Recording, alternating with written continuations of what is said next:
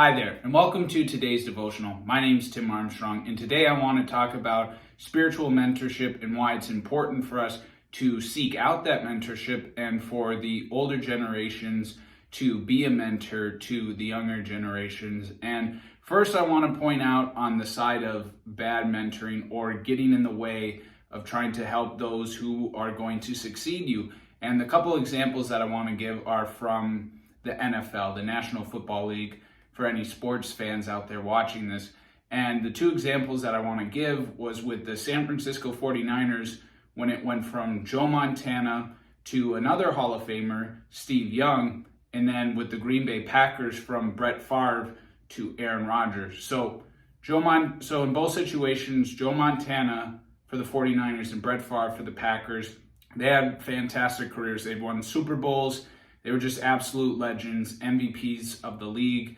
And then, those teams brought in younger guys who were really good and they wanted to eventually take over to be the next franchise quarterback. And, Favre and Montana looked at their, proteges, Steve Young and Aaron Rodgers, as threats. They didn't want to mentor them. They looked at them as threats. They didn't want to give it up.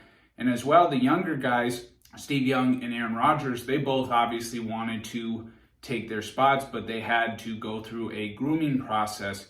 And while they didn't pour in Joe Montana and Brett Favre into their younger proteges, we don't see that in Scripture.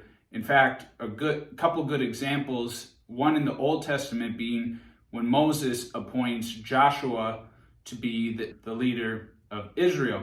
Because looking at Deuteronomy 31, 1 through 8, and I'm just going to paraphrase a couple quick phrases. In the first couple verses, Moses talks about, I'm now 120 years old. I'm no longer to lead you. The Lord has told me, you will not cross the Jordan River.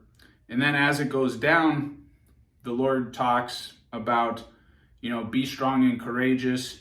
Do not be afraid. Do not panic before them. For the Lord your God will personally go ahead of you.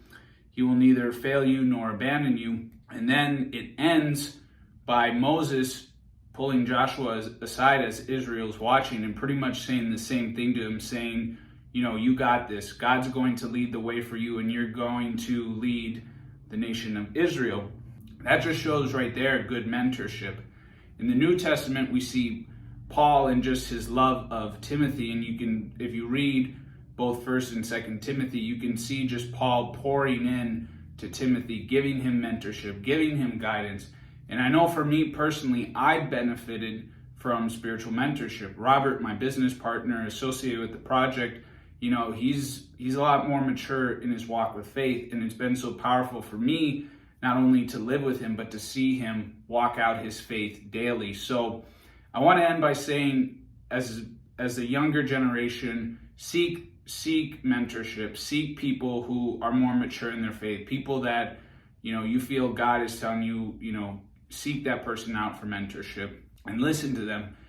Give them that respect your elders, and just know that they're looking out for you. And for the older generations, the Pauls, just make sure you're pouring into the younger generation, but also willing to learn from them and what might be new and different from what you grew up and what from you learned maybe from a mentor in your younger days. But spiritual mentorship is super important. The church really needs it. It needs to raise up, this new generation. And then obviously we will turn around and do the same thing. So hope you guys found value in this devotional. As always, if you have prayer, please submit it below on the project's website. Robert and I would love to be lifting you guys up in prayer.